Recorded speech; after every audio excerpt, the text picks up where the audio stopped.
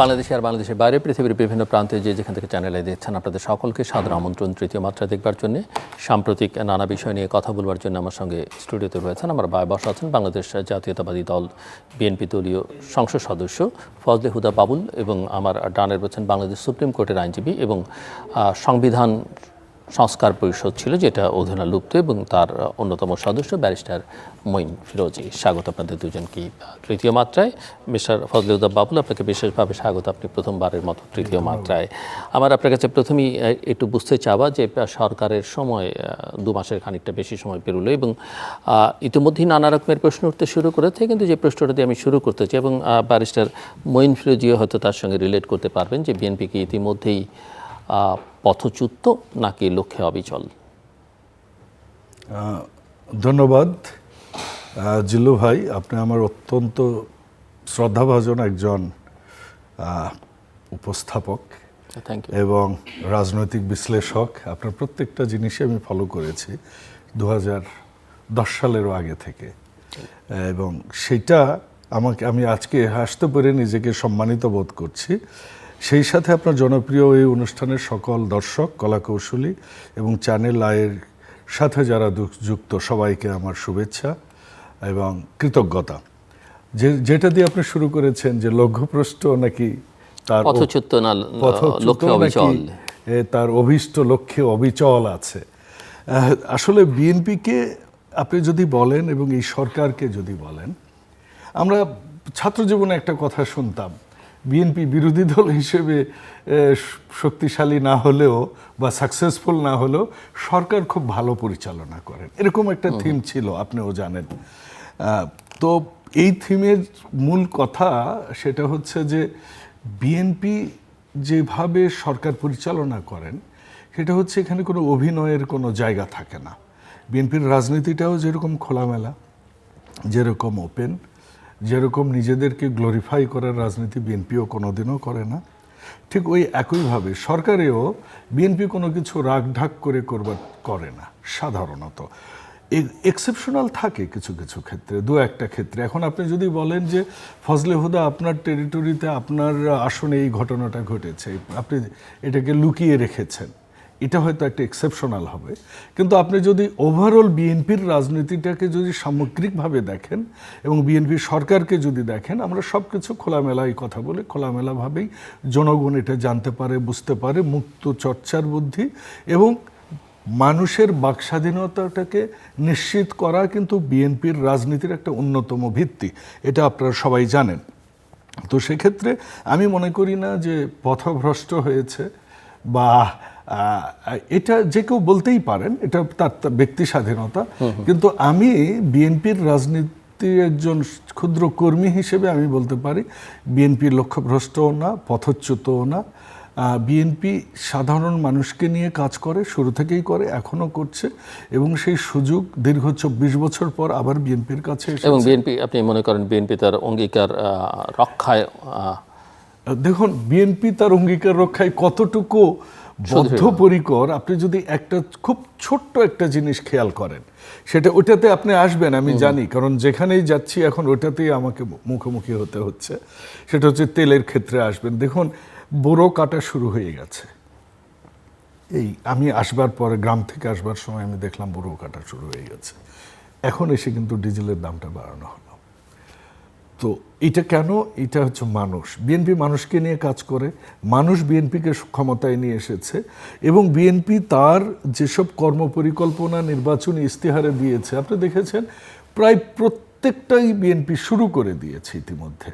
আপনি যদি দেখেন খাল কাটা, আমি নিজে উদ্বোধন করলাম, আমি নিজেকে খুবই ভাগ্যবান মনে করলাম যে আমরা ছোটবেলায় জানি যে শহীদ প্রেসিডেন্ট জিয়াউর রহমান খাল কাটতেন, এটাকে নিয়ে অনেকে বিরোধী রাজনৈতিক মতের লোকেরা অনেক রকমের ব্যঙ্গও করতেন।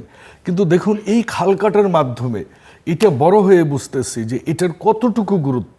আপনি দেশি মাছ কিন্তু এখন বিলুপ্ত, এখন কিন্তু এই যে জমিতে এত বেশি আপনার ইউরিয়া, পটাশ, ডিএপি দেয়, জমির উর্বরতা একটা প্রশ্নের সম্মুখীন হয়ে যাবে কিছুদিন পর। কিন্তু এই যে জমিতে যে হারে কীটনাশক দেওয়া হয়, কিন্তু আমাদের যদি খালটা থাকে, জমির পাশে যদি জলটুকু থাকে, পানিটুকু থাকে, সেখানে কিন্তু অনেক প্রজাতির জিনিস থাকবে এখানে। সেটা হচ্ছে আপনার সাপ থাকবে, ব্যাঙ থাকবে, কুচো থাকবে, কাঁকড়া থাকবে, মাছ থাকবে। এরা কিন্তু ওই ফসলের অনেক ধরনের কিন্তু পোকামাকড় তারা আহরণ করে খায়।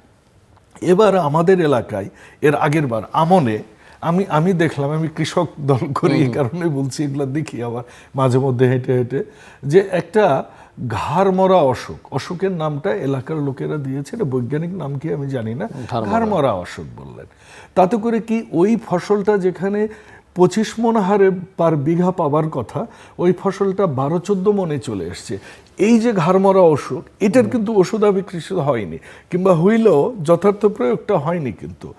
তো এই যে এটা কিন্তু হতেই থাকবে, আপনি যতই প্রকৃতিকে আপনি চ্যালেঞ্জ করে বসবেন, তার মানে কি এই খালটা কত রকমের উপকারে আসে। আপনি রবি শস্যের সময় আপনি দেখুন যে এই গমে কিংবা আপনার আলুতে, সরিষায় আপনি কিন্তু এই খালের পানিটা যদি বৃষ্টির পানি ধরে রাখেন, ওখানে আরও একটা জিনিস আসে, যে বৃষ্টির পানি আপনি দিবেন, এই যে বললাম বৃষ্টির পানি ধরে রাখা, উত্তরাঞ্চলে ইতিমধ্যেই কিন্তু অনেক জায়গায় এই বরেন্দ্র বহুমুখী ডিপের মাধ্যমে যে পানি তুলছে, পানির লেয়ার কিন্তু অনেক নিচে নেমে গেছে। সো 10 বছর পর কি হবে উই ডোন্ট নো। সো উপায় কি? উপায় হচ্ছে আমাদের প্রকৃতিকে যথাযথ ব্যবহার করা, এবং সেটা করতে গেলে আমাদেরকে এই খাল খননটা লাগে। এটা কিন্তু এই বড় হয়ে উপলব্ধি। তো এইরকম কাজ আপনি ফ্যামিলি কার্ড বলেন, কৃষক কার্ড বলেন, আপনি এই যে শিক্ষাক্ষেত্রে বলেন, যে কাজগুলো ইতিমধ্যেই শুরু করে দিয়েছে, মাত্র 2 মাস। আপনারা এটাকে 2 মাস বলছেন, আমি 2 মাস কিন্তু বলি না। কেন বলি না? নির্বাচনের পরেই, ইমিডিয়েট পরেই কিন্তু রোজা। আপনি জানেন বাংলাদেশের রোজা কিভাবে সেলিব্রেট হয়। রোজার পরে আপনি দেখেন সেই ব্যারিস্টার মঈন ভাই বলতে পারবেন যে কিরকম দিন গেল আমাদের সংসদ সদস্যদের, যে আমরা শুক্রবারে পর্যন্ত করেছি, রাত 10টা পর্যন্ত করেছি বিভিন্ন অধ্যাদেশগুলোকে আইনে পরিণত করতে। কি একটা এখনো যাচ্ছে দীর্ঘকালীন একটা সংসদ, মন্ত্রীরা ভোরে যাচ্ছেন অফিসে, এরপর সংসদে বসছেন, প্রাইম মিনিস্টার, রাজনৈতিক কাজ, অফিস, সংসদ। এই 1 মাসের মধ্যে আমরা যেটা শুরু করেছি, আমার মনে হচ্ছে উল্টো আশাব্যঞ্জক। যতই চ্যালেঞ্জ থাকুক, আমি নিশ্চিত, আমি আশাবাদী, এবং আমি বিশ্বাস করি একজন ক্ষুদ্র বিএনপির কর্মী হিসেবে, শহীদ জিয়ার একজন সৈনিক হিসেবে, বা ম্যাডাম খালেদা জিয়ার সাথে রাজনীতি করবার সৌভাগ্য আমার হয়েছে। পরবর্তী জেনারেশন আমি নিশ্চিত এই কথাটা বলবেন যে একজন আপসীন নেত্রী, যে ম্যাডাম খালেদা জিয়ার যে রাজনীতির যে গতিপথ দিয়ে গেছেন পরবর্তী প্রজন্মের কাছে, আমরা গর্ব ভরে বলতেই পারি ম্যাডাম খালেদা জিয়ার একজন ক্ষুদ্র কর্মী ছিলাম আমরা। সেটাও একটা বড় বিষয় জীবনের মনে করি। কাজেই আমি মনে করি এই দলটা পিছু পা হবে। ধন্যবাদ। আমি আসছি আবার আপনার কাছে, ব্যারিস্টার মঈন ফিরোজী, আপনার কাছে কি মনে হচ্ছে? জি, আপনাকে ধন্যবাদ। আমি কিছুটা ক্রিটিক্যাল হয়ে কথাগুলো বলি। প্রথমত প্রোজ অ্যান্ড কনটা একটু জানা দরকার। সেটা হলো 2 মাস আসলে একটা সরকারকে বিশ্লেষণ করা, বিবেচনা করা আদৌ কি যথার্থ সময় কিনা। আমার মনে হয় এটা সবাই আমরা এইটুকু বুঝি যে নতুন একটা সরকার আসলে তাকে একটা হানিমুন সময়ও দিতে হয়। এটা পৃথিবীতে একটা প্রচলিত নিয়ম। সেই ক্ষেত্রে 2 মাস এখনও পর্যাপ্ত না আমরা এই বিষয়ে যথাযথভাবে বিশ্লেষণ করার। কিন্তু তারপরেও কিছু বিষয় আছে, আমি দুদিক দিয়ে বিশ্লেষণ করছি। প্রথমত পজিটিভ সাইডগুলো কি? পজিটিভ সাইড হচ্ছে এই সরকার সময়টাকে মূল্যায়ন করছে। সময়ের মূল্যায়ন কিন্তু রাজনীতিতে আমাদের এই কালচারটা উঠে গেছে। বিশেষ করে রাজনীতিবিদরা সকাল 9টা অফিস করবে, এটা একটা অকল্পনীয় ব্যাপার বাংলাদেশের কনটেক্সটে। অনেকেই হয়তো এখন রাতের ঘুম হারাম হয়ে গেছে সকাল 9টায় অফিসে যাওয়ায়। প্রধানমন্ত্রী যে 9টায় যায়, মন্ত্রী বা অন্যরা তো এটা ব্যতিক্রম কিন্তু করতে পারে না। এই একটা কালচারের পরিবর্তনটাকে আমি খুবই অ্যাপ্রিসিয়েট করব, যে এই কালচারটা আমাদের দরকার ছিল। দ্বিতীয়ত হতো যে অনেকগুলো চ্যালেঞ্জেস, হঠাৎ করে একটা সরকার গঠনের প্রথম দিন থেকেই যে চ্যালেঞ্জেস কিন্তু শুধুমাত্র সরকার গঠনের আগে না, পরে না, আগেও আছে। কীরকম? এটা ভঙ্গুর অর্থনীতির মধ্যে দিয়ে আমরা কিন্তু দীর্ঘদিন ধরে যাচ্ছি। বিশেষ করে স্বৈরাচারী সরকারের পতনের পর থেকে অর্থনীতির যে চ্যালেঞ্জটা ছিল, সেটা কিন্তু একটা পজিটিভ দিকে যাওয়ার আগেই এই যুদ্ধ চলে আসলো। বিশেষ করে আমি ব্যাংকের সাথে আমি একটা ব্যাংকের সাথে আছি বলে জানি যে সারা পৃথিবীর এই অর্থনীতিতে আমরা এই ইউক্রেন যুদ্ধটাকে বেস করে বাংলাদেশ ব্যাংকও অনেক ব্যবসায়ীকে ছাড় দিয়েছে, তফসিল করে দিয়েছে এই 1 বছর আগে। সেই পরিস্থিতিতে এই মধ্যপ্রাচ্যের যুদ্ধ, এই পরিস্থিতি সামলানোর জন্য যে প্রস্তুতি দরকার ছিল এই সরকার কিন্তু সেই সময়টা পায়নি, কিন্তু এটাকে মোকাবেলা করতে হচ্ছে। আর এই মোকাবেলাটা কিন্তু খুব প্রাত্যহিক জীবনে আমাদেরকে এটাকে এফেক্ট করছে, বিশেষ করে জ্বালানি একটা বড় বিষয়। এবং আমি জানি না এটা কিন্তু একটা দীর্ঘমেয়াদী সমস্যা আকারেই সারা পৃথিবীর উপরে চাপিয়ে বসছে। সুতরাং আমরা এই চ্যালেঞ্জটা কতটুকু সামনের দিকে এটাকে মোকাবেলা করব সেটা একটা গুরুত্বপূর্ণ বিষয়। একটু নেগেটিভ সাইডটা যাই। সরকারের শুরুর দিকে কয়েকটা পদক্ষেপ মানুষের কাছে একটু প্রশ্নবিদ্ধ হয়েছে। যেমন কয়েকটা প্রতিষ্ঠান আছে যে প্রতিষ্ঠানে সাধারণত খুব সহজে হাত দেয় না কেউ। একটা প্রতিষ্ঠানে হাত দিতে গেলে আপনি অল্টারনেটসটা দিতে হয়। যেমন আমরা দুদকের পুনর্গঠন যেটা নিয়ে কথা হচ্ছে, যখন ওখান থেকে দুদকের কমিশনাররা পদত্যাগ করলো, তার ইমিডিয়েটলি সরকারের কিন্তু দৃশ্যমান হওয়া উচিত ছিল যে আমরা এটা পরিকল্পনা থাকা উচিত ছিল যে আমরা ইমিডিয়েটলি এটা পুনর্গঠন করব। এটার যে ডিলেটা হচ্ছে এটা কিন্তু মানুষের কাছে একটা নেগেটিভ বার্তা দিচ্ছে। দ্বিতীয়ত হচ্ছে সুপ্রিম কোর্টের সচিবালয়, যদিও একটা অধ্যাদেশের মাধ্যমে এটা শুরু হয়েছে, কিন্তু এটার কার্যক্রম কিন্তু অলরেডি চলমান এবং সেখানে কিন্তু বেশ একটা পর্যায়ে এগিয়ে গেছে। আইনমন্ত্রী নিজেই বলেছেন যে ওনারা নতুন করে আইন আনবেন, এটা পজিটিভ। কিন্তু আমার যেটা মনে হয় যে যেহেতু একটা খুব গুরুত্বপূর্ণ একটা জায়গা সুপ্রিম কোর্টের, বিশেষ করে আমাদের আইনের ক্ষেত্রে সবচেয়ে বড় মানুষের কাছে যে আস্থার জায়গা, সেটা হচ্ছে যে কোনোভাবেই যাতে সুপ্রিম কোর্ট প্রভাবিত না হয়, সেই প্রভাবিত মুক্ত হওয়ার জন্য সচিবালয়টার খুব গুরুত্বপূর্ণ একটা বিষয়। সেখানে যদি এই আইনটাকে কাটছাট করে হলেও সাময়িকভাবে এটা চলমান রাখতো, অধ্যাদেশের যে কার্যক্রমটাকে আইনে পরিণত হুবহু করার দরকার ছিল না, ওনারা একটু এটাকে মডিফাই করে করতে পারতো, পরবর্তীতে পূর্ণাঙ্গ আইনটা আনতে পারতো। এই দুটো বিষয়ে মানুষের কাছে একটা সন্দেহের জায়গা তৈরি করছে যে তাহলে কি যে বিষয়টা নিয়ে গত 18 মাস অন্তর্বর্তী সরকার কাজ করেছে, যে সামগ্রিকভাবে পুনর্গঠন এবং সংস্কারের জায়গাটা, এখান থেকে বিএনপি সরে যাচ্ছে কিনা। আমার কাছে ব্যক্তিগতভাবে মনে হয় বিএনপি সরে যাওয়ার কোনো কারণ নেই, কারণ সংস্কার না করে বিএনপির উপায়ও নেই। আমি এটা আপনার আগের শোতেও বলেছি যে সংস্কারটা বাধ্য বিএনপি করতে, কারণ বিশেষ করে সংবিধানের বিষয়ে যে 15তম সংশোধনীতে যেসব বিষয়গুলো এখন আছে সেগুলোর থেকে তো বিএনপিকে বেরোতে হবে। বেরোতে গেলে তো পঞ্চদশ সংশোধনীর সংস্কারটা এমনিতেই বিএনপি করতে হবে। তার সাথে জুলাই সনদের অঙ্গীকার, বিএনপির 31 দফার যে কমিটমেন্ট, সেখানেই তো বড় বড় সংস্কারের জায়গা রয়ে গেছে।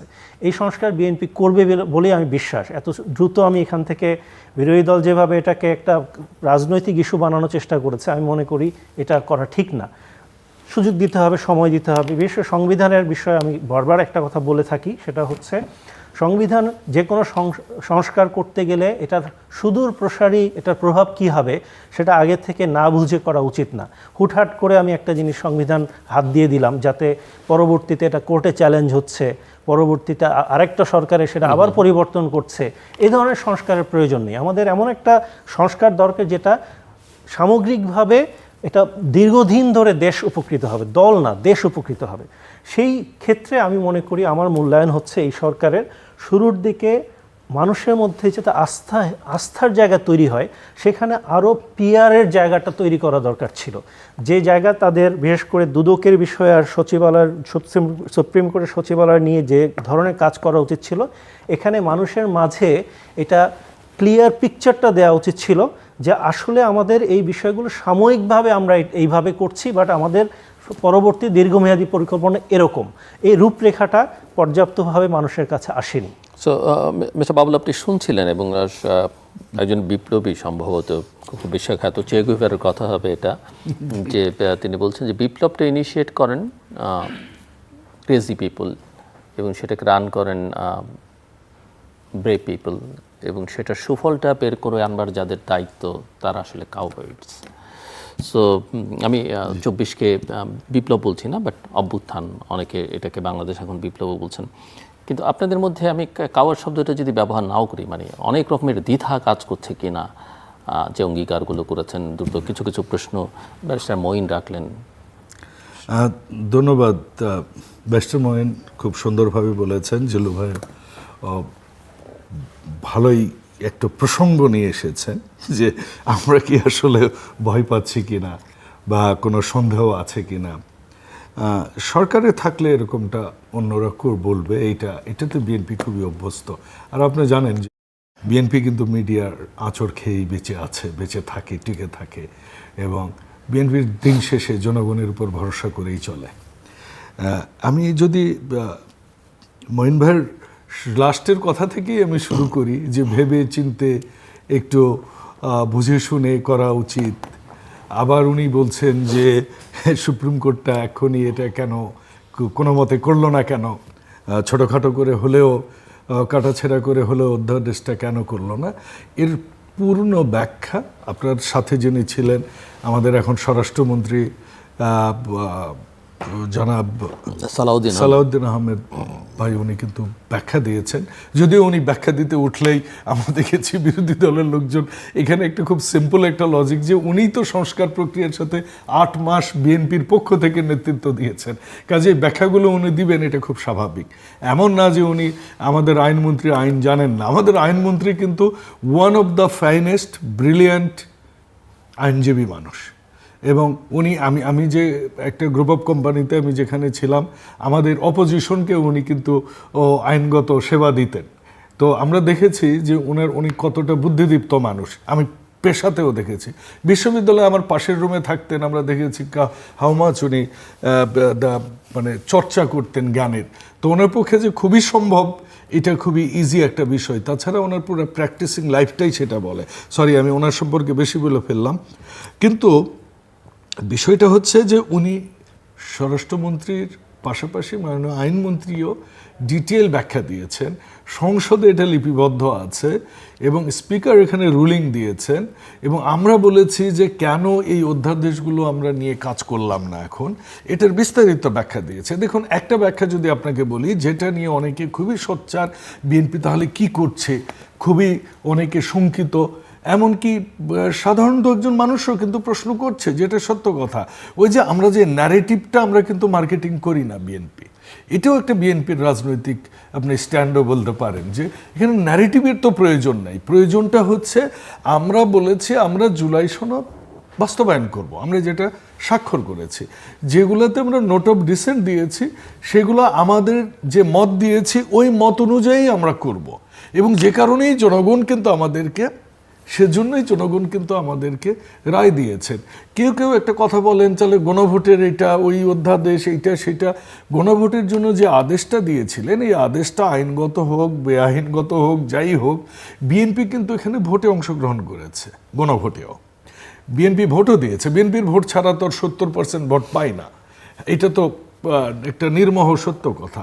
কিন্তু তার পাশাপাশি এই ভোটটা হয়েছে, আমরা রায় পেয়েছি, সেই রায় অনুযায়ী আমরা জুলাই সনদ বাস্তবায়ন করব। ওই ভোটের ব্যালটেও মঈন ভাই, আমি নিশ্চিত আপনিও ভোট দিয়েছেন, জিল্লু ভাই ভোট দিয়েছেন, ওখানে কিন্তু ঘতে একটা কথা লেখাই ছিল, রাজনৈতিক না, আমি দেখার সৌভাগ্য হয়, কারণ এটা এত ক্রিটিক্যাল ছিল। আমি মানে একজন গ্রামের রাজনীতিবিদ হলেও একটু হালকা লেখাপড়া করেছি, কিন্তু সেখানে আমি উপরের 3টা কিছুই বুঝিনি, যেটা সত্য কথা। তবে ঘটা আমাকে খুবই উৎসাহিত করেছে হাতে ভোট দিতে। ঘতে বলছে, জুলাই জাতীয় সনদে বর্ণিত অপরাপর সংস্কার রাজনৈতিক দলগুলোর প্রতিশ্রুতি অনুসারে বাস্তবায়ন করা হবে। আমি হাতে ভোট দিয়েছি, আমার লোকজনকেও বলেছি হাতে ভোট দিন। তো এখন আমরা তো সেই অনুযায়ী চলছি, জনগণের রায় নিয়েই আমরা চলছি, জনগণের রায় আমরা বাস্তবায়ন করব। এবং আমরা যা যা বলেছি, আপনি 31 দফার কথা বলেছেন, আমরা 31 দফা পালন করব। এবং আমাদের যদি কোথাও কোনো ব্যর্থতা থাকে, ব্যর্থতা থাকতেই পারে, রাজনীতিতে তো আর 100 কোনো দিনও আমরা এটা আশা করছি না, কেউই করে না। এটা আমেরিকায় হয় কিনা আমি জানি না, ব্রিটেনেও হয় কিনা জানি না।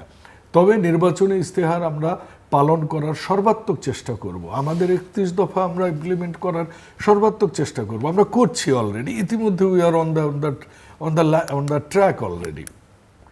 তো সেইখানে যে 13টা আইন নিয়ে কথা উঠছে, এই 13টা আইন এই সংসদে এই বিরোধী দলকে নিয়েই কিন্তু আমরা আলোচনা করব, এবং সেটা আপনি যেটা বলেছেন যে যথাযথভাবে যেন হয়, যেটা আবার যেন কিছু করতে না হয়, একটা সংবিধান যেন প্রপারলি সংশোধন করা হয়, সেই কাজটা আমরা করে আইন প্রণয়ন করব। আপনি দেখেছেন যে যেটা গুম অধ্যাদেশ নিয়ে কথা আইনমন্ত্রী যেটা বলেছেন, যে একটা মানুষ যখন গুমের শিকার হবে তখন এই আইনটা যে জায়গায়, মানে আপনি দেখবেন যে ওখানে একটা জিনিস আছে যে 1 বছরের মধ্যে সে ঘোরাফেরা করে কোনো কিছু না পেলে এই মানে মানবাধিকার কমিশন তাকে বলতে পারে যে ঠিক আছে, তুমি তোমার আইনগত ব্যবস্থা নিতে পারো। তারপর তো এটার কোনো কনক্রিট কোনো কিছু ওখানে দেয়া হয়নি, এবং সেটা বিএনপি নিজেও জানে। এ কারণে নোট অফ ডিসেন্ট বিএনপি দিয়েছে। কাজে আমরা মনে করি আমরা জনগণের সাথে বিএনপি কোনোদিনও ধোঁকা দেয়নি। বিএনপি জনগণকে ধোঁকা দিয়ে কাজ করার রাজনৈতিক দল বলে আমি বিশ্বাস করি না। ভুলভ্রান্তি থাকতে পারে। কাজে আমরা যেটা জনগণকে কমিটেড, সেই কাজগুলো আমরা অবশ্যই করব। আপনি যে কথাটা বলেছেন দুদকের পুনর্গঠনটা দিলে হচ্ছে, তাই না? এই তো একই উত্তর। তো দুদকের পুনর্গঠন আপনি ওভার দ্য নাইটে আপনি দেখুন, আবার ওই কথাই আসছি, বাংলাদেশ ব্যাংকের গভর্নর তো নিয়োগের ক্ষমতা একটা স্পেসিফিক জায়গায় আছে নাকি? কিন্তু ব্যাংকিং সংক্রান্ত আরও কিছু সিদ্ধান্ত ইতিমধ্যেই নানা প্রশ্ন তুলেছে। দেখুন, আপনি যখন অর্থনীতির একটা সিদ্ধান্ত নেবেন, সমালোচনা থাকবে। অ্যাডাম স্মিথ যখন একটা তত্ত্ব দেন, আরেকজন অর্থনীতিবিদ কিন্তু একটু সমালোচনা করে। এটা কিন্তু অর্থনীতির আরেকটা তত্ত্ব, যে চাহিদা বাড়লে দাম বাড়বে। ঠিক আছে, এটা কিন্তু অর্থনীতির তত্ত্ব। আবার অনেক সময় যোগান যদি বাড়ে, দাম তখন কমে, এটার ব্যত্যয়ও আছে। কাজে সমালোচনা থাকবে অর্থনীতিতে। এই জায়গাটাতে একদম যে আপনি কাটথ্রু করবেন তেমনটার অপশন কম, কিন্তু আপনার তো কিছু বেসিক মানে ক্যারেক্টার তো থাকতে হবে। সেই ক্যারেক্টার হচ্ছে এটা কি দেশের সাথে হচ্ছে কিনা, জনগণের স্বার্থে হচ্ছে কিনা, আপনার সাধারণ মানুষের উপকারে আসছে কিনা, আপনার এখানে কোনো করাপশন জড়িত কিনা, এখানে স্বজনপ্রীতির মাত্রাটা কতটুকু। এই জিনিসগুলো তো গণতন্ত্রের জন্য আমার মনে হয় যে বেসিক জিনিস। সেখানে আপনি বলতে পারেন একটা সিদ্ধান্ত নিলেন বাংলাদেশ ব্যাংকের গভর্নর, সিদ্ধান্তটা ভুল হতে পারে বা আংশিক ভুল হতে পারে, সেটা অন্য সমালোচনার বিষয়। তো কাজে আমার মনে হয় না যে জনাব তারেক রহমানের হাতে এই দেশের কোনো ক্ষতি হবে। জিয়া পরিবারের হাতে এই দেশের এখন পর্যন্ত কোনো ক্ষতি হয়েছে কিংবা তারা কোনো কিছুর ক্রেডিবিলিটি কখনো নিয়েছে, এইটা আমি ব্যক্তিগতভাবে দেখিনি। বরঞ্চ তারা গোপন রাখতেই বেশি অভ্যস্ত। আমি এই প্রসঙ্গে শহীদ প্রেসিডেন্ট জিয়া রহমানের একটা গল্প করি, যেহেতু সেন্ট্রাল ব্যাংকের কথা উঠলেন। উনি যখন ক্ষমতায়, ওনার সম্ভবত ফার্স্ট কাজিন অথবা আপন ভাই বাংলাদেশ ব্যাংকের ডেপুটি গভর্নর ছিলেন। তো তাকে, উনি বেশ দক্ষ মানুষ, কিন্তু তাকে তখন সেখানে গভর্নর রিটায়ার্ডের পর দেয়া হবে এটাই সবাই আজম করতেছিলেন। তখন কিন্তু শহীদ প্রেসিডেন্ট জিয়াউর রহমানকে যখন সাংবাদিকরা জিজ্ঞেস করেছেন যে ওটা আসেনি কেন, ওনার তো হওয়ার কথা ছিল এই পোস্টে, উনি কিন্তু অবলীলায় উত্তর দিয়েছেন ওনার একটাই অযোগ্যতা, উনি আমার ভাই। So that is the BNP এবং জিয়া পরিবার। এবং আমি খুব কাছে থেকে দেখার সৌভাগ্য না হলেও কিছুদিন আমি জনাব তারেক রহমানকে দেখেছি, তার চলাফেরা, এবং তখন আমার কাছে মনে হয়েছে যে না, উনি যেটা মুখে বলেন ওটাই সত্য, এটার মধ্যে কোনো অভিনয় নাই। মিস্টার ফজলুল, ব্যবসা মনিটরিতে যে এখন আমার মনে হয় আমি এই ব্যাক অ্যান্ড ফোর্থ না বলে আমি মানে প্র্যাকটিক্যাল কয়েকটা পয়েন্ট একটু রেজ করি। বিশেষ করে রাষ্ট্র ব্যবস্থায় আমরা এই মুহূর্তে দেশকে নিয়ে ভাবনার জায়গাটা কোন পর্যায়ে থাকা উচিত, কি করা উচিত, সরকার কিভাবে কি করবে, সেটা সরকারের নিজস্ব পরিকল্পনার অংশ। কিন্তু আমরা সাধারণ জনগণ হিসেবে আমরা কি আশা করি? প্রথমত, এই বর্তমান বিশ্ব পরিস্থিতিতে আমাদের রাষ্ট্রের যে অর্থনৈতিক কাঠামো, বিশেষ করে এটা খুবই আমরা একটা ক্রাইসিসের মধ্যে দিয়ে যাব, এবং আমাদের কিন্তু অর্থনীতির ভিত্তিটা খুবই নড়বড়ে। আমাদের বৈদেশিক মুদ্রা আয় হয় দুটো জায়গা থেকে। একটা হচ্ছে প্রবাসীদের একটা কষ্টার্জিত আয়, আরেকটা হচ্ছে গার্মেন্টসে, বিশেষ করে শিল্পের মধ্যে গার্মেন্টসটাই মূল রপ্তানির জায়গাটা। এই দুটোই কিন্তু খুবই একটা নরবরে সেক্টর। বেশ করে মধ্যপ্রাচ্যে এই যুদ্ধ যদি কোনো কারণে প্রলম্বিত হয়, তাহলে মধ্যপ্রাচ্যের অনেক দেশ থেকে কিন্তু আমাদের প্রবাসীদেরকে চাকরিচ্যুত করা হবে। এখনই অলরেডি এই যে ইরাক ওয়ারের পর থেকে ইরাক, লিবিয়া, এরপরে সিরিয়ার অবস্থা, এই জায়গা থেকে মধ্যপ্রাচ্যের অনেক প্রবাসী কিন্তু বাংলাদেশে চলে এসছে নীরবে। তাদের বিশাল একটা গ্রুপ আছে যারা কিন্তু পারিবারিকভাবে মানে কষ্টের মধ্যে আছে। এখন যে ইরান যুদ্ধের কারণে বিশেষ করে আমাদের একটা বড় সেক্টর হচ্ছে আরব আমিরাত, সেখানে কিন্তু অর্থনীতির যে চাকাটা ছিল সেটা অচল হওয়ার একটা জায়গা চলে যাচ্ছে। এবং আরব আমিরাতের ভবিষ্যৎ কি, এটা কিন্তু অনেকে মনে করছে এটা ডেজার্টেড প্লেস হয়ে যেতে পারে, কারণ এটা আর্টিফিশিয়ালি তৈরি। এখানে কমপ্লিমেন্ট করতে চাই, আপনাকে একটা ডেটা দিতে চাই। আমি আজকে একটা বাহরাইন টাইমসের একটা নিউজ পড়ছিলাম, 58 বিলিয়ন ইউএস ডলার লাগবে তাদের যে পাওয়ার সেক্টর, পানি সেক্টরের যে পুনর্গঠনে লাগবে। আমি দেশের প্রসঙ্গ নিয়ে বেশি থাকি, কারণ হচ্ছে যে আমি এগুলো কনসিকুয়েন্সিয়াল ইফেক্ট বলছি। তাদের দেশে তো ডেফিনেটলি অবস্থা এখন যা দাঁড়িয়েছে এটা অনেক পিছিয়ে গেছে। আমাদের কি হবে? আমাদের প্রবাসীদের যদি ছাঁটাই শুরু হয়, যেটা এখন হচ্ছে অনেকের জীবনের ভয়েও চলে আসছে, কিন্তু চাকরিচ্যুত হয়ে গেলে একটা বিশাল জনগোষ্ঠী আছে যারা দেশে ব্যাক করবে, এবং তাদের কারণে যে আমাদের অনেকগুলো পরিবার ডিপেন্ডেন্ট, এই পরিবারগুলোর অর্থনৈতিকভাবে একটা বড় বোঝার একটা জায়গা তৈরি করবে। এইটা একটা, আমি বললাম যে আমাদের অর্থনীতির দুইটা চালিকা শক্তির একটা অংশ। আরেকটা হচ্ছে গার্মেন্টস। গার্মেন্টস ইন্ডাস্ট্রি ব্যাংকের সাথে থাকা আমার একটা অভিজ্ঞতা এই জন্যে যে গার্মেন্টস ইন্ডাস্ট্রি ব্যক্তি নির্ভর শিল্প। এখানে মালিকরা কেউ বিদেশে চলে যাবে, গার্মেন্টস বন্ধ করে দেয়, হাজার হাজার লোক আনএমপ্লয়েড হয়ে যায়। কেউ হয়তো ব্যাংকে ডিফল্টার হচ্ছে, লোন পাচ্ছে না, সাথে সাথে গার্মেন্টস ইন্ডাস্ট্রি বন্ধ হয়ে যাচ্ছে। একটা পরিসংখ্যানে দেখেছিলাম যতগুলো গার্মেন্টস চালু হয় তার চেয়ে বন্ধ তার চেয়ে বেশি হয়। তার মানে আমাদের অর্থনীতির মূল যে জায়গাগুলো এখন আমরা যার উপরে ভিত্তি করে আমাদের বৈদেশিক অর্থায়ন করি, সেই দুটো জায়গায় খুবই একটা খারাপ অবস্থা আছে। এই জায়গায় আমার চিন্তাভাবনা, যেটা আমি মনে করি যে বর্তমান সরকারেরও যে অনেকগুলো পরিকল্পনার কথা আমরা বিভিন্ন সময় জানি, এর মধ্যে একটা হচ্ছে যে আমাদের দীর্ঘমেয়াদী শিল্পায়ন হওয়া উচিত, যে শিল্পায়নগুলো আমাদের কোর সিস্টেমে যাবে, যে শিল্পায়নগুলো আমরা কোনো ব্যক্তি নির্ভরতার মধ্যে থাকবো না।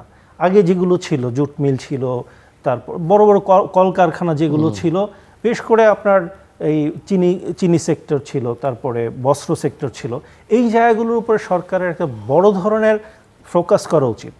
কৃষি, ভাই যেহেতু কৃষির সাথে সম্পর্কযুক্ত, আমার মনে হয় উনি কমপ্লিমেন্ট করতে পারবে আমার সাথে। কৃষির আধুনিকায়ন যেটা দরকার, একটা আমি আমাদের গ্রামে, যেহেতু আমিও রাজনীতির সাথে একটু সম্পর্ক আছে, এলাকায় আসা যাওয়া হয়, একটা জমি যেটা দাদার জমি ছিল, সেই জমি বাপ চাচাদের মধ্যে ভাগ হওয়ার পরে এখন ছেলে মেয়েদের মধ্যে ভাগ হতে যে আইল সিস্টেম করি, আমরা আইল বলি, আপনি জানেন আপনারা কি বলি, আইল দিতে আল, এই আল বা আইল এইটা দিতে দিতে এখন জমির যে অবস্থা, ওখানে আর চাষাবাদ যোগ্য না। আপনি ট্রাক্টর তো দূরের কথা, পাওয়ার টিলার নিয়ে যেতে পারবেন না। এবং এখানে একটা ইগো কাজ করে যে একবার যখন ভাগ হয়ে যায় তাকে এখানে আইল দিতেই হবে। তার মানে এই জমিগুলোর যে শক্তি, এই জমিগুলোর যে ব্যবহার, এই ব্যবহারগুলো নষ্ট হয়ে যাচ্ছে। এই জায়গাতে সমন্বিত কৃষি ব্যবস্থা করা যায় কিনা। আমার এলাকায় একটা পাইলট প্রজেক্টের ব্যাপারে আমি নিজেই চিন্তাভাবনা করছি, কৃষকদের সাথে কথা বলছি, যে এই যে কোঅপারেটিভ সিস্টেমে যে একটা সিস্টেম ছিল, যেখানে এই আইলগুলো ভেঙে দিয়ে এখন যেহেতু ডিজিটাল ম্যাপিং করে সব কিছু করার সুযোগ আছে, ওনারশিপ নিয়ে আগে যেটা তো আইল ঠেলতো বলতো, এটা যে এখান থেকে একটু সরিয়ে দিলে আমার জায়গা একটু বড় হয়ে যাবে।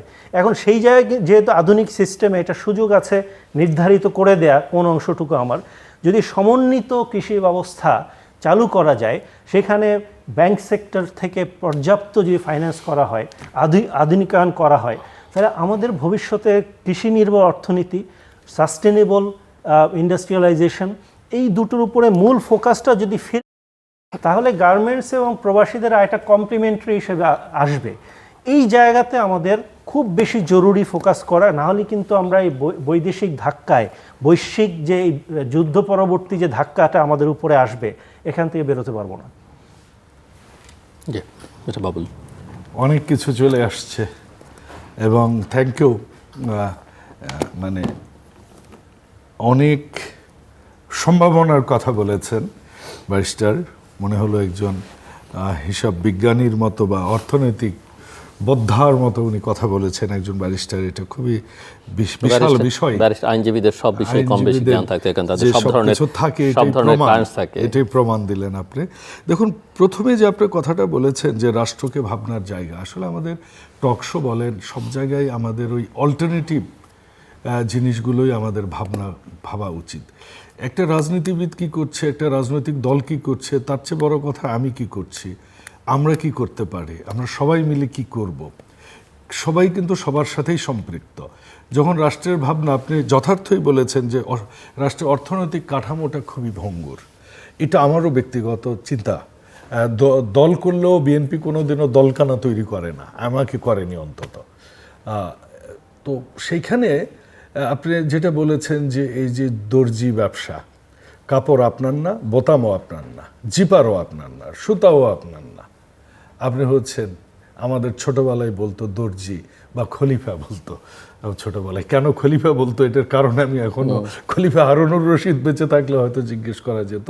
তো আমরা কিন্তু ওই কাজটুকুই করছি, এবং এই কাজটুকু করবার মধ্যে আমাদের যে অসততাটুকু, কারণ এইটার মধ্যে আমি গার্মেন্টস ব্যবসায় কাজ করিনি, কিন্তু আমি ওই কাপড় বহন করা কোম্পানিতে কাজ করেছি, মানে international transportation, logistics, freight forwarding, warehousing, supply chain management, এই কাজগুলো আমি করেছি। তখন আমি দেখেছি যে কি হারে এ দেশে under invoicing, over invoicing, Hong Kong, Dubai, এই ডেস্টিনেশনগুলো ইউজ করা হয়েছে। আপনি গার্মেন্টসের মালিক, বাংলাদেশ থেকে আপনি গার্মেন্টস পাঠাচ্ছেন, আপনি ইম্পোর্ট করে নিচ্ছেন কোথায়? হংকংয়ে। কারণ আপনার ওখানে আরেকটা কোম্পানি আছে আপনার ভাইরা ভাইকে দিয়ে। ভাইরা ভাই বললাম, আমাদের এলাকায় ভাইরা ভাই মানে বলে ঘাটার কুটুম্ব, মানে রাস্তার আত্মীয়। তো ভাইরা ভাই ওখানে আছেন, ওনার নামে আরেকটা কোম্পানি আছে, ওই কোম্পানিটা আপনাকে অর্ডার প্লেস করলো, আপনি এখান থেকে টাকাটা, গার্মেন্টসটা পাঠালেন, আপনার ভাইরা ভাই আপনাকে টাকাটা পাঠিয়ে দিলেন। আর আপনার ভাইরা ভাই দ্বিগুণ দামে এই জায়গাটায় আপনারই বায়ারের কাছে আবার এটা পাঠিয়ে দিল জার্মানির হামবুর্গে, টাকাটা আসলো ওইখানে। এরকমটা অনেক দেখেছি। এরপরও তো আরও অনেক কাহিনী আছে আমাদের দেশের। এখনও ব্যাংকিং, আপনি ব্যাংকে ছিলেন, আপনি জানেন হাউস বিল অফ লেডিংটা রিকগনাইজ হয়েছে এদেশে কবে, কোন সাল থেকে? এখন পর্যন্ত এদেশে ডবল মাস্টার যেটা বলে বিল অফ লেডিং, আমি বাংলাদেশ থেকে যদি ফ্লাইটে গার্মেন্টস পাঠাই সে জেনুয়াতে বা হামবুর্গে বা ফ্র্যাঙ্কফুটে, ধরুন ফ্র্যাঙ্কফুটে পাঠালাম, বাংলাদেশ থেকে যদি এখন আমার $5 হয় পার কেজি রেট গ্রস ওয়েটের উপর, সেইখানে আমার দুবাই থেকে কিন্তু $2.5। কিন্তু আমি যদি ফার্স্ট লেগ আমি দেশীয় কোনো ক্যারিয়ার দিয়ে নিই, সে ইউএস বাংলা অথবা আপনার নোভো কিংবা আপনার যে কোনো একটা বিমান, আমি নিয়ে যদি ওখানে নিয়ে যাই, কার্গোটা নিয়ে যেয়ে আমি যদি ওখানে কার্গোটা অফলোড করে যদি সেকেন্ড আরেকটা ক্যারিয়ারে ওখান থেকে আমি এমিরেটসেই যদি পাঠাই, আমি $2.5 রেট পাচ্ছি। আমাকে $1 থেকে $1.5 বেশি রেট দিতে হচ্ছে শুধুমাত্র এখান থেকে ডাইরেক্ট পাঠাতে। কেন পাঠাতে হচ্ছে? কারণ আমি যে টাকাটা ওখানে রেমিট করব ওইখানকার ক্যারিয়ারকে, এটার জন্য কোনো আইন দেশে তৈরি হয়নি। বছরে প্রায় $12 বিলিয়ন অতিরিক্ত ফ্রেট যায় শুধু এয়ার ফ্রেটে। এটা নিয়ে আমি নিজে বাংলাদেশ ব্যাংকে অনেক দৌড়ঝাঁপ করেছি, অনেক কিছু করেছি, এই ক্যালকুলেশন দেখিয়েছি। একজন ডিজিএম ছিলেন আমার ডিপার্টমেন্টের বড় ভাই হিসেবে, ফেভার করেছেন, অনেক আইডিয়া দিয়েছেন। ফাইনালি গভর্নরের কাছে এখানে যে ওখানে যে এটা অনলাইনে আপলোডও হয়েছে, তো আইন পাসটা হয়নি। So second master bill of lading কিন্তু হয়নি। ইটস বিকজ এই টোটাল সাপ্লাই চেনের যে মানুষগুলো ওই জায়গায় বসে নেই, তারা হয়তো হয় দেশপ্রেম নাই, না তারা জানে না। এই যে এটা একটা বিষয় আমি বললাম, আর একটা মূল যে বিষয় সেটা হচ্ছে এই গার্মেন্টসের মধ্যে যে একটা বিভিন্ন স্তরের ইস্যু, সেই ইস্যুটা আর কি বলার ক্ষেত্রে আমি এটাতে আসলাম। তবে এখানে আরও একটা বড় ইস্যু কি জানেন, যে এখানে শ্রমিকদের যে দেখভাল না করার বিষয়টা থাকে। আমরা ইন্টারন্যাশনাল শ্রমিক স্ট্যান্ডার্ড করতে পারিনি। রানা প্লাজার পর কিছুটা হয়েছে, ওই যে আবার বাঙালিরা যখন বা বাংলাদেশিরা যখন কোনো হোঁচট খায় তখন কিন্তু তারা আবার তৈরিও হয়। এটাও কিন্তু একটা হোপ বাংলাদেশের জন্য। ভারত যখন গরু দেয়া বন্ধ করলো বাংলাদেশে, আমাদের দেশে কিন্তু অ্যাভেলেবল গরু উৎপাদন শুরু হয়ে গেল। কাজে আমি মনে করছি যে বিদ্যুতের যে অবস্থাটা, আমরা যদি বায়োগ্যাস কিংবা সোলার, যেটা পাকিস্তান ইতিমধ্যে প্রায় 45 থেকে 50% তাদের নিজস্ব মানে রিনিউয়েবল এনার্জিতে তারা অলরেডি চলে এসছে। তো আমরা কিন্তু এই ইয়েগুলোর দিকে হয়তো আগামীতে যাব, সরকারেরও নিশ্চয়ই পরিকল্পনা আছে। কাজে গার্মেন্টসটার আরেকটা বড় বিষয় হচ্ছে, উনি লেফট রাজনীতি করতেন এক সময়, তো আমিও কিছুটা মানসিকভাবে এরকম মানুষ। আপনি শুধু ইউরোপ অ্যান্ড আমেরিকানরাই কি গার্মেন্টস পরে নাকি? আরও তো কেউ পরে। তো আমাদের কেন 80% গার্মেন্টস শুধুমাত্র এই দুটো দেশেই যেতে হবে? What's the reason behind this? কেন চায়না না, কেন ইন্ডিয়া না? এখানেই তো 2 বিলিয়ন আছে। তো আমাদের এই যে, এবং এর সুযোগটা কি নাই, তারা বিভিন্ন আপনাকে ক্লজেস দিয়ে দেয় আপনাকে, যে you must go through all this. তো আমরা তখনই ওখান থেকে আসবো, আপনি যেটা পারফেক্টলি বলেছেন, আমাদের অর্থনৈতিক কাঠামোটা যখন নিজস্ব হবে, আমরা যখন সুই পর্যন্ত ইম্পোর্ট করা বন্ধ করব, লাইট, বাল্ব, নাটস, বোল্ট পর্যন্ত আমরা চায়না থেকে বন্ধ করব। ওখানে আরও একটা বড় খেলা হয় ইম্পোর্টেও, পিপিসিসির খেলা, যেটা বিল অফ লেডিংয়ের ভাষায় বলে prepaid and collect, master prepaid, house collect. এমন একটা কাহিনী অবস্থা আপনি চিন্তা করতে পারবেন না সেখানে কি হয় এদেশে, মানি লন্ডারিংয়ের ক্ষেত্রে বলছি। তো ওই জায়গাটাই কিন্তু আমরা এখনও কিন্তু আপেল, আঙ্গুর এবং কমলা বিদেশ থেকে এনে খাই, এবং এগুলো দিলেই নিজেদেরকে অ্যারিস্টোক্র্যাট ভাবি। আমরা আতাফল খেতে ভুলে গেছি, আমরা বন কাঁঠাল খাই না। আমাদের দেশে আনারসের আমরা বহুবিধ কিন্তু ব্যবহার করি না। আমরা এমনকি এদেশ, আমি রাজশাহীর লোক, নওগাঁর লোক, আমার সেজান জুস কিন্তু পাকিস্তান থেকে নিয়ে আসতে হয় এখনও। কাজে আমরা যখন আমাদের প্রপার জাতীয়তাবাদটা আমরা নিজেদের মধ্যে নিয়ে আসব, তখন কিন্তু আমাদের অর্থনীতির ভিত মজবুত হবে। কারণ আমরা বাইরের উপর আমাকে বাইরে মানে র ম্যাটেরিয়াল আনার জন্য বা আমার নিজের ইয়ের জন্য আমার কিন্তু বাইরে টাকা পাঠাতেও হবে না। এবং এই গার্মেন্টসের থেকে আমরা যদি বের হয়ে এসে অন্য যেমন হালকা মেশিনারিজ ইন্ডাস্ট্রি, যেখানে শ্রমঘন, মানে আপনার তো গার্মেন্টসের একটা বড় সুবিধা হচ্ছে এখানে আপনার ব্যাপক হারে শ্রমঘন ইন্ডাস্ট্রি। এইটাকে আমরা যদি শিফট করতে চাই, আমাদেরকে কিন্তু হালকা শিল্পের দিকে যেতে হবে, হালকা ইঞ্জিনিয়ারিং শিল্পের দিকে যেতে হবে। আমরা সব কিছু ইম্পোর্ট যদি বন্ধ করতে পারবো না, অন্তত র ম্যাটেরিয়াল আমাদের স্টিল নাই, আমাদের মানে মানে খনিজ কিছু ইয়ে আছে, আমি স্টিল নিয়ে আসি, আমি এখানে গাড়ি বানাই, প্রগতি তো বানাচ্ছে। কেন আমাকে মানে টয়োটা ছুটতেই হবে? কেন বাংলা কার হবে না? বাংলা ক্যাট যদি থাকে, এদেশে ব্যবসা করছে, কিন্তু বাংলা কার্ডটা কেন হয় না? এখনো কিন্তু অ্যাম্বাসেডারতেই চড়ে ভারতীয়রা। আর সবশেষ যে কথাটা আপনি বলেছেন, কৃষির কথা, এটা একটা এক্সেলেন্ট আইডিয়া আপনি বলেছেন। সেই সাথে আমি বলতে চাই, শুধু আধুনিকায়ন বলতে ওই শুধু মানে মার্জার বা ইকুইপমেন্টের বিষয় না, এখানে সবচেয়ে বড় সমস্যাটা কি হয়, এবার আলুতে প্রত্যেকটা কৃষক এটাতে মার খেয়েছে। এবং প্রত্যেকটা ফসলই এখন কেউ আর নিজে কৃষক হতে চায় না, বর্গা দেয়, গরিব মানুষরা এখন কৃষক হচ্ছে। একসময় সচ্ছল লোকেরা কৃষক ছিল, কিন্তু যারা ডে লেবার ছিল তারা এখন কৃষকে পরিণত হয়েছে। মানে এই জায়গা থেকে সরে আসতে কেন? কারণ ফসলের দাম হয় না, প্রফিটেবল হয় না।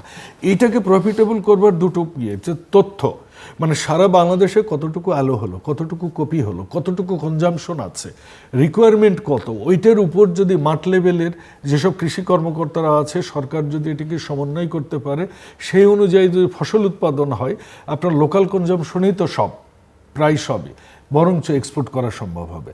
কাজে আমার মনে হয়েছে যে তথ্য, মার্কেটিং ব্যবস্থাপনা এবং কৃষকের ন্যায্য অধিকার, যেটা স্বল্প মূল্যে ঋণ, এই কয়েকটা সাথে আপনার এটা যদি সমন্বিত কৃষি এবং আধুনিক যন্ত্রপাতি করা যায়, নিশ্চয়ই কৃষি পেশাটা ফেরত আসবে। বেশ মনে জি, আমার মনে হয় আর কিছু যোগ করবে মানে এই প্রসঙ্গে? এই প্রসঙ্গে বলছি কয়েকটা বিষয় এর সাথে অ্যাডও করব। কৃষি ব্যবস্থাটা আমি যেটা প্রথমেই শুরুতে বলেছি যে আসলে হয় কি, যে কোনো বিষয়ের উদ্যোক্তা লাগে। উদ্যোক্তা রাষ্ট্রীয়ভাবে যেমন সরকারের একটা উদ্যোগ লাগে, কিন্তু যখন যে কোনো সেক্টর নিয়ে কাজ করেন ওই সেক্টরের যাদের স্টেক হোল্ডার আছে তাদেরও কিন্তু উদ্যোগের সাথে আসতে হবে। আপনি ইন্ডিভিজুয়াল ফার্মিং যেগুলো হচ্ছে, আমরা তো 10 কাঠা 10% 50% জমি নিয়ে কাজ করি, আমার ওই মাথা ব্যথা নেই যে আমি কিভাবে বড় কিছু চিন্তা করব। যখন একটা 100 একর 200 একর জায়গা নিয়ে অনেকগুলো কৃষক একত্রে চিন্তা করবে, তখন সরকারেরও সেখানে ইনজেক্ট করতে সুবিধা হবে, তথ্য ব্যবস্থা থেকে শুরু করে আধুনিক যন্ত্রপাতি দেয়া, বীজগুলো দেয়া। আপনি একটা ভালো কথা বলেছেন যে ফ্রেন্ডলি ইকোসিস্টেমটা ফিরিয়ে নিয়ে আসা। ইকো ফ্রেন্ডলি সিস্টেমে আমরা ফেরত না গেলে যেটা হবে, আস্তে আস্তে জমির উর্বরতাগুলো সব নষ্ট হয়ে যাচ্ছে বিশেষ করে কীটনাশক আর এই সারের কারণে। সো এই জায়গাটা আমার মনে হয় খুব গুরুত্বপূর্ণ জায়গা। আমি আরও কয়েকটা অ্যাড করি। খুব গুরুত্বপূর্ণ একটা বিষয় আমি রেইজ করি এখানে, সেটা হচ্ছে আমেরিকার একটা পলিসি শিফটিং হচ্ছে। সেটা হলো ক্যাপিটালিজমের একটা বড় ধরনের তাদের পলিসি ছিল আউটসোর্সিং করা। ক্যাপিটালিস্ট মার্কেটে তারা মানি মার্কেটটা নিয়ে বেশি ফোকাস ছিল। ইন্ডাস্ট্রিয়ালাইজেশনটা আমেরিকার থেকে অলমোস্ট শেষ হয়ে গেছে। একসময় প্রথম বিশ্বযুদ্ধের পর থেকে দ্বিতীয় বিশ্বযুদ্ধের আগ পর্যন্ত ইন্ডাস্ট্রিগুলোই মেইন ক্যাপিটালিস্ট সোর্স ছিল, কিন্তু সেকেন্ড ওয়ারের পর থেকে আস্তে আস্তে এটা মানি মার্কেটে চলে গেছে, যার কারণে তারা একটা পর্যায়ে সব কিছু আউটসোর্স করেছে। তার মেইন বেনিফিশিয়ারি চায়না এবং তাইওয়ান, কোরিয়া, এগুলো। আমরা খুব ছিটে ফোটা কিছু পেয়েছি, কিন্তু আমরা ওটা বেনিফিট নিতে পারিনি। কিন্তু এখন এই ট্যারিফ সিস্টেমের মাধ্যমে গিয়ে এই ক্যাপিটালিজম ফর্মুলাটাকে তারা ব্যাক টু স্কোয়ার ওয়ান, মানে তাদের ইন্ডাস্ট্রিগুলোকে আমেরিকায় ফেরত নেওয়ার একটা পরিকল্পনা ট্রাম্প করেছে। কতটুকু প্র্যাকটিক্যালি পারবে জানি না, বিকজ একবার যখন আপনি লাগাম ছেড়ে দিয়েছেন, টেনে নেওয়া খুব কঠিন ক্যাপিটালিজমে, কারণ মানি কথা বলে সেখানে। যদি সেটা করে তাহলে কিন্তু আমরা একটা বড় ঝামেলায় পড়ে যাব। সেটা হলো যে ধরনের ইন্ডাস্ট্রিগুলোর এখন অ্যাক্সেসগুলো আমাদের ছড়িয়ে ছিটিয়ে র মেটেরিয়াল থেকে শুরু করে আছে, এটা কিন্তু আবার একটা জায়গায় চলে যাবে। সো আমরা কেন, সারা পৃথিবীতেই এটা একটা বড় ধরনের ইম্প্যাক্ট হবে। আমাদের করণীয় করার মধ্যে একটা ভাইটাল জায়গা, যেহেতু আমাদের লেবার ওরিয়েন্টেড, আমরা মধ্যপ্রাচ্য থেকে শুরু করে বাইরে যাই, এই জায়গা থেকে আমাদের মানসিকভাবে পরিবর্তন করতে হবে যে আমাদের এই আনস্কিল লেবারের উপরে বেস করে বিশ্বে আমাদের প্রবাসী মার্কেটটাকে চিন্তা করা উচিত না। আমরা এখন ভোকেশনাল ট্রেনিং দিয়ে স্কিল লেবার, যেমন যারা মধ্যপ্রাচ্যে যাচ্ছে, অনেকেই হয়তো শিক্ষা দীক্ষা আছে কিন্তু ল্যাঙ্গুয়েজ স্কিলটা নেই। অনেকে তার কি যে কাজে যাচ্ছে সেই কাজ সম্পর্কে তার নলেজ নেই। এই স্কিল লেবার ফোর্স যদি আমরা এবং ল্যাঙ্গুইস্টিক জায়গা থেকে তাদেরকে ওয়েল ট্রেন করে পাঠাই, তাহলে কিন্তু আমরা মার্কেটটা শুধু মধ্যপ্রাচ্য না, গ্লোবাল মার্কেটে যেতে পারবো। আমেরিকাতে প্রচুর নার্স যায় ভিয়েতনাম থেকে, নার্স পৃথিবীর অনেক দেশেই, জাপান থেকে, জাপানে। আমরা কিন্তু ওই মার্কেটগুলো হারাচ্ছি, এবং সারা পৃথিবীতে এই স্কিল লেবারদের একটা ডিমান্ড এখনও আছে। আমরা ওই শুধু আনস্কিল লেবার নিয়ে ফোকাসড হয়ে আছি, যেহেতু আমাদের জনসংখ্যা বেশি, ঘনত্ব বেশি মানুষের জনসংখ্যার, এবং আমাদের পপুলেশন ওয়াইজ আমাদের ল্যান্ড মাস কম। আমরা কিন্তু মানুষ এক্সপোর্ট করা, শব্দটা শুনতে খারাপ লাগে, যে এটা কিন্তু এক ধরনের রাষ্ট্রীয় পরিকল্পনার অংশ হওয়া উচিত। প্রত্যেকটা এমবাসিকে কাজে লাগানো উচিত। আমাদের ট্রেনিং সেন্টার হওয়া উচিত প্রতিটা উপজেলা কেন্দ্রিক, যেখানে ল্যাঙ্গুয়েজ এবং অন্যান্য যেসব সেক্টরে পৃথিবীতে ডিমান্ড আছে সেই সব জায়গায় স্কিলগুলো তৈরি করা উচিত। এই সরকারের একটা পরিকল্পনার অংশ হিসেবে আমি জানি এটা আছে, এটার বাস্তবায়নটা খুবই দ্রুত করা উচিত। তারপরে আরেকটা খুব ইম্পর্ট্যান্ট একটা বিষয় আমার কাছে মনে হয়, সেটা হলো প্রাতিষ্ঠানিক। আমরা 71-এর পরে দেশ যে পুনর্গঠনের জায়গাটা ছিল, আমরা কিন্তু এই জুলাইয়ের পরে আমরা কিন্তু আরও পিছন থেকে শুরু করা দরকার। 71 একটা ভঙ্গুর দেশ, সেখানে নতুন করে আপনি কাদামাটিকে শেপ আপ করার সুযোগ ছিল, যেটা সেই সরকার করেনি। আমরা কিন্তু গত 17 বছর ধরে প্রত্যেকটা ইনস্টিটিউশনকে ড্যামেজ করেছি, শিক্ষা ব্যবস্থাকে ড্যামেজ করেছি, জুডিশিয়ারিকে ড্যামেজ করেছি, আমাদের ব্যুরোক্রেসিকে ড্যামেজ করেছি। সেখানে নেপোটিজম, আমাদের দলীয়করণ করা হয়েছে, দুর্নীতিটাকে প্রাতিষ্ঠানিক রূপ দেওয়া হয়েছে। এখন আপনি দুর্নীতি না করাটাই একটা আপনার জন্য অপরাধ হয়ে দাঁড়িয়েছে। আপনি যদি দুর্নীতি না করেন, আপনাকে ট্রান্সফার করা হবে খাগড়াছড়ি। করি, তো আপনি বাধ্য সিস্টেমের মধ্যে ঢুকে যেতে। সো এই জায়গাতে সরকারকে মানে খুবই ভিজিবল একটা স্টেপ নেওয়া উচিত যে প্রত্যেকটা ইনস্টিটিউশনকে জিরো থেকে না, মাইনাস থেকে ইনস্টিটিউশনগুলো আবার জায়গাতে রিশেপ করা উচিত। আমি বিএনপি সরকারকে বলবো না যে তারা দলীয় এজেন্ডা নিয়ে এগুলো করা উচিত, এগুলো আগামী প্রজন্মের জন্য করা উচিত। কারণ যদি ব্যুরোক্রেসিকে আমরা আওয়ামী লীগের লোক 17 বছর ঢুকেছে, আমরা আবার বিএনপির লোক ঢুকাই, এটা করা যাবে না। জুডিশিয়ারিতে জাজ অ্যাপয়েন্ট করা হয়েছে কারা আওয়ামী লীগের সাথে অ্যাফিলিয়েটেড, এটা করা যাবে না। আমরা যোগ্যতার ভিত্তিতে, যে কারণে আজকে এই কোটা আন্দোলন দিয়ে যেটা শুরু, যে যোগ্যতার ভিত্তিতে, মেধার ভিত্তিতে নিয়োগ, এই জায়গাতে কিন্তু বিএনপিকে একটা গুরুত্বপূর্ণ দায়িত্ব নেওয়া উচিত যে দেশ পুনর্গঠনটা আমরা কিন্তু একটা নবপ্রজন্মের জন্যে একটা দায়িত্ব নিয়ে কাজ শুরু করেছি। বর্তমান প্রধানমন্ত্রী আধুনিক মনসম্পন্ন মানুষ এবং উনি বিশ্ব ব্যবস্থা সম্পর্কে জানেন। আমি আশা করি দ্রুত উনি আগামীতে খুব ইমিডিয়েট কিছু স্টেপ নেবেন যেখান থেকে আমরা এই পুনর্গঠন প্রক্রিয়াটা দৃশ্যমান দেখব। আমরা যে সাংবিধানিক আলোচনার মধ্যে ছিলাম সেখানে একটু একবারে শেষ প্রান্তে, আমি আর আপনার কাছে আসতেও পারবো না আসলে। আর তত্ত্বাবধায়ক সরকারের বিধানটা তো সুপ্রিম কোর্ট আবার ফিরিয়ে আনলো, এখন এটার ভবিষ্যৎ কী হবে বলে মনে করছেন? ইতিমধ্যেই আইনমন্ত্রী ধারণা দিয়েছেন, যেটা আগের রায়ের সঙ্গেও, এর আগে যখন এটাকে নিষিদ্ধ করা হচ্ছে, যে জুডিশিয়ারিকে, খায়রুল হকের রায়, যে জুডিশিয়ারির সঙ্গে এর সঙ্গে যুক্ত না করা, আইনমন্ত্রী আভাস ইঙ্গিতে সেটা একবার বলেছেন। সো আপনার কি ধারণা যে তত্ত্বাবধায়ক ব্যবস্থা ফিরে আসলেও প্র্যাকটিক্যালি হচ্ছে যে আমরা তত্ত্বাবধায়ক সিস্টেমটা আমাদের খুবই জরুরি, দরকার, এবং এটা বোঝা, এটা কিন্তু দলমত নির্বিশেষে সবাই বুঝেছে এবং 17 বছরের ঘাতে আমরা আরও বেশি বুঝেছি। কিন্তু যে ওয়েতে সংবিধানে এখন আছে, যে জুডিশিয়ারির অ্যাপয়েন্টমেন্ট প্রসেসটা যেভাবে আছে, এই প্রসেসটা থাকার কোনো সুযোগ নেই। এই জন্যে এই যে একটু আগে বলেছিলাম যে এই সরকার কেন সংশোধনীতে যেতে বাধ্য, কারণ এটাও একটা কারণ যে আমি যদি তত্ত্বাবধায়ক ব্যবস্থাটাকে গ্রহণযোগ্য লেভেলে নিতে চাই, অবশ্যই আমাকে এই বর্তমান যে 13তম সংশোধনীর জায়গা, এখানে অ্যামেন্ডমেন্ট আনতেই হবে। এই অ্যামেন্ডমেন্টটা যদি না আনে, এই রায়ের বাস্তবায়ন করে আপনি আবার সেই একটা অসুস্থ প্রতিযোগিতার মধ্যে চলে যাবেন, আবার সেই চিফ জাস্টিসকে নিয়ে একটা খেলা শুরু হবে। তো ওই জায়গা থেকে জুডিশিয়ারিকে সেফ করা এবং দেশকে সত্যিকার একটা নির্বাচনী একটা গ্রহণযোগ্য সিস্টেমে নিতে গেলে এই জায়গাতে একটা অ্যামেন্ডমেন্ট লাগবে। এই রায়টা একটা ব্যাকগ্রাউন্ড হিসেবে কাজ করবে। আগে যেমন অতীতের রায়টা একটা বাধা হয়ে কাজ করতো, জুডিশিয়ারির সাথে একটা ক্ল্যাশের জায়গা তৈরি করেছিল, অ্যাটলিস্ট সেই জায়গাটা দূর হলো। জুডিশিয়ারি এটার অ্যাগেনস্টে না, কিন্তু এইটাকে রিফাইন্ড ফর্মুলাতে কীভাবে নেওয়া যায়, এটা নিয়ে খুব জরুরি ভিত্তিতে কাজ করতে হবে। ধন্যবাদ। অনেক প্রকারের কথা এসেছে, আইন নিয়ে আমি খুব কমই বলতে পারি বা পারা উচিত আমার, এবং পারতে চাইও না। উনি যথার্থই বলেছেন, ওনার সাথে আমি সম্পূর্ণই একমত। একজন আইনজীবী আর একজন একটা বিষয় আপনার আমি তখন বলতে পারিনি, সেটা হচ্ছে প্রবাসী শ্রমিক।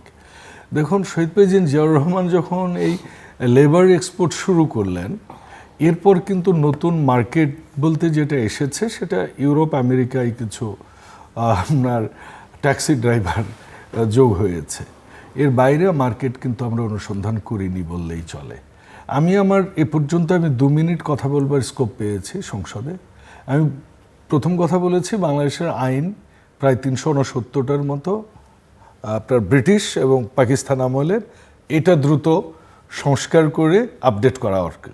আরেকটা কথা আমি বলেছি যে এই যে আমরা বিভিন্ন জায়গায় আমাদের যে বিদেশি মিশনগুলো আছে, তাদের কাজ কি? যদি বাংলাদেশের জন্য একটা বাজেট থাকে, প্রত্যেকটা মিশনের জন্য একটা বাজেট থাকবে, শুধু খরচের বাজেট থাকবে কেন, ইনকামেরও বাজেট থাকা উচিত।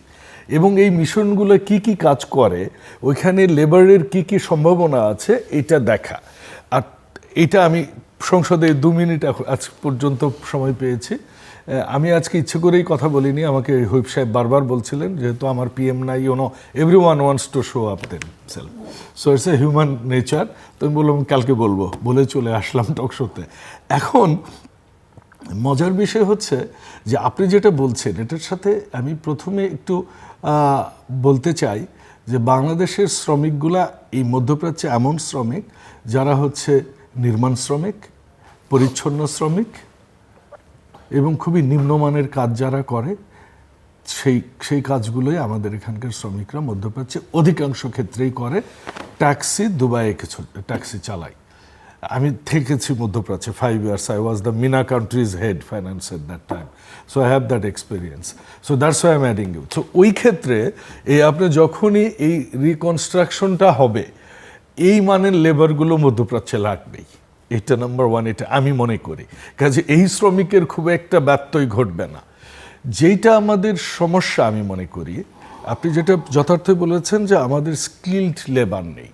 স্কিল লেবার হলে তো এদেশেই চাকরি আছে। আমি তো বললাম তো একটা কর্পোরেটে ছিলাম, ইন্টারভিউ নিলে আমি লোক পাই না কাম করার, অথচ প্রত্যেকদিন আমার কাছে সিভি আছে। আপনি আমাকে ইউসেপ, এই জার্মান ইউসেপ মিরপুরের, এখান থেকে একটা টেকনিক্যাল পাস করা ছেলে দেন, আমি 20-25-30 হাজার টাকা বেতনের চাকরি দেবো, কালকে আমি দেবো। কিছু না হলে আমার সাথে থাকবে, আমার বাড়ি ঘরের ইলেকট্রিক কাজ করবে, দরকার হলে প্লাম্বিং কাজ করবে, ও জানে কাজ, কারণ ওর কাজ শেখানো হয়েছে। বাংলাদেশে যতগুলা কারিগরি কলেজ আছে, যতগুলা কারিগরি স্কুল আছে, কোনোটার কারিগরির ছেলেরা বের হয়ে একটা মাটির বাসন পর্যন্ত তারা বানানোর ক্ষমতা রাখে না। কাজেই যদি সেটাই রাখে তাহলে তো এদেশে ইন্ডাস্ট্রিয়ালাইজেশন হবে। এদেশের কিন্তু বিজনেসম্যানরা, শুধু আমরা সমালোচনাই করি তাদের, তারা কিন্তু হাড়ভাঙ্গা পরিশ্রম করে, করবার পরও তারা কিন্তু, হ্যাঁ, বাংলাদেশের লেবাররা অনেকক্ষণ কাজ করে, এমনকি পাকিস্তানে, নেপালে, মরিশাসে, মাদাগাস্কার কিংবা কেনিয়াতে কিংবা নাইজেরিয়াতে আপনি লেবার আপনি 8 ঘন্টার বেশি খাটাতে পারবেন না। বাংলাদেশে প্রাইভেট কোম্পানির ছেলেরা, মেয়েরা, এরা কাজ করে 12 ঘন্টা, 14 ঘন্টা, দরকার হলে রাত 3টা পর্যন্ত কাজ করে বাড়িতে যায়। This is the country. So কিন্তু আমাদের স্কিলড লেবার, ওই যেটার কথা আপনি বলছেন যে production, we need production, we need production, we need industrialisation, ওইটা আমাদের নাই। আমাদের ওই ভাত রান্না করার কি বলে ওইটা, ভারত থেকে আসে একটা কি বলে এটা, এখন মহিলারা ওই যে ইলেকট্রিক দিয়ে ইলেকট্রিক কুকার, প্রেসার মেশিন, এটাও কিন্তু ভারত থেকে আসে, এটাও চায়না থেকে আসে, মালয়েশিয়া থেকে আসে। এটা এখানে বানানো হয় না, because we don't have that type of capability people. কারণ আমাদের এডুকেশনটাই কিন্তু একটা প্রবলেম। আমাদের যে এডুকেশন হয়, এখন জিপিএ 5 পেয়েছে, আপনি ইন্টারভিউ নিচ্ছেন, আপনি বলছেন যে আপনি একটা তাগাদাপত্র লেখেন, যেটা আমরা কারবার পদ্ধতিতে ইন্টারমিডিয়েটে পড়েছি, সে অনার্স পাস করে এসেছে, 5 out of 5 GPA, he or she cannot write a letter. So আপনি কি নিবেন তাহলে? কাজে আমাদের এডুকেশনটা, এই টেকনিক্যাল এডুকেশনটা আমাদের টেকনিক্যালি হওয়া উচিত, এটা শুধু টাকা খরচের জায়গা হওয়া উচিত না। ওটা হলে ইন্ডাস্ট্রিয়ালাইজেশন হবে এবং মানুষ এখানে ইনভেস্ট করবে। আর মানুষ যদি ইনভেস্ট করে, যদি উৎপাদন হয়, মানুষ ইনভেস্ট করবে। ইনভেস্ট করলে বাজার তো আছে, এখানেই তো বাজার 20 কোটি বাজার, পাশে চায়না আছে, ইন্ডিয়া আছে, তো আমরা তো এগুলো করতে পারি। তো আমাদের ওই জায়গাটাই যদি প্রোডাকশন হয়, এমপ্লয়মেন্ট হবে, এমপ্লয়মেন্ট হলে সেভিংস হবে, সেভিংস হলে ইনভেস্টমেন্ট হবে। কাজে আপনার লোকাল ইনভেস্টমেন্ট, লোকাল প্রোডাকশনটা খুব বেশি দরকার, যেটা আপনি যথার্থই বলেছেন।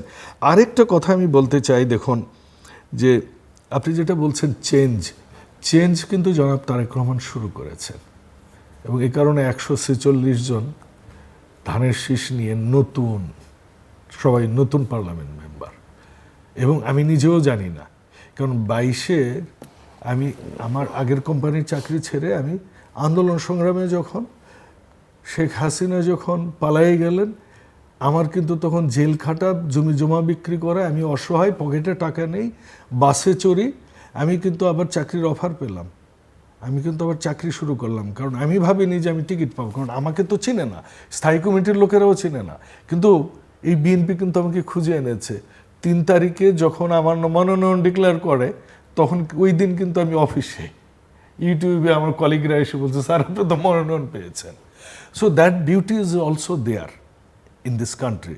সো আমি নিশ্চিত Tarique Rahman will make the country, because BNP, আমি শুরুতে যেটা বলেছি, শহীদ প্রেসিডেন্ট জিয়াউর রহমান যেরকম ওই খাদ্য, মানুষ খাবার পেত না, সেখানে খাদ্য এক্সপোর্ট করেছেন, এবং ম্যাডাম খালেদা জিয়া যেভাবে চালিয়েছেন, তারেক রহমান সেরকমই একটা উজ্জ্বল বাংলাদেশ, সুন্দর ভবিষ্যৎ উনি তৈরি করবেন। সে কারণেই উনি ক্লাস 1 থেকে ধরেছেন। কিন্তু দর্শক, অনুষ্ঠানের আমার শেষ মনে হয় আমরা ভালোর দিকে যাচ্ছি। অনুষ্ঠানের শেষ প্রান্তে আমরা সামাজিক দোয়া যোগাযোগ দরকার মাধ্যম সবার, ফেসবুক, এক্স সহযোগিতা। এবং ইউটিউবে রীতিমাত্র লাইভ স্ট্রিম হচ্ছে, আপনারা দেখতে পারেন। টেলিভিশনের পর্দায় দেখতে না পারলে যে কোনো সময় যে কোনো স্থান থেকে ইউটিউবে রীতিমাত্র চ্যানেলটি সাবস্ক্রাইব করে এই পর্ব বা পুরনো পর্বগুলো আপনারা দেখতে পারেন। ব্যারিস্টার মঈন ফিরোজী এবং মিস্টার ফজলে হুদা বাবুল, অসংখ্য ধন্যবাদ এই আলোচনা নেওয়ার জন্য। দর্শক, আমরা আলোচনা শুরু করেছিলাম যে সরকার ঠিক পথে আছে না খানিকটা লাইনচ্যুত হচ্ছে, জন আকাঙ্ক্ষা পূরণে কতটা অঙ্গীকারবদ্ধ। সেই জায়গা থেকে আসলে আমার দুই অতিথি মোটামুটি একমত যে সময়টা যেটুকু পার হয়েছে তাতে এই সিদ্ধান্তে উপনীতি হবার কোনো সুযোগ নেই।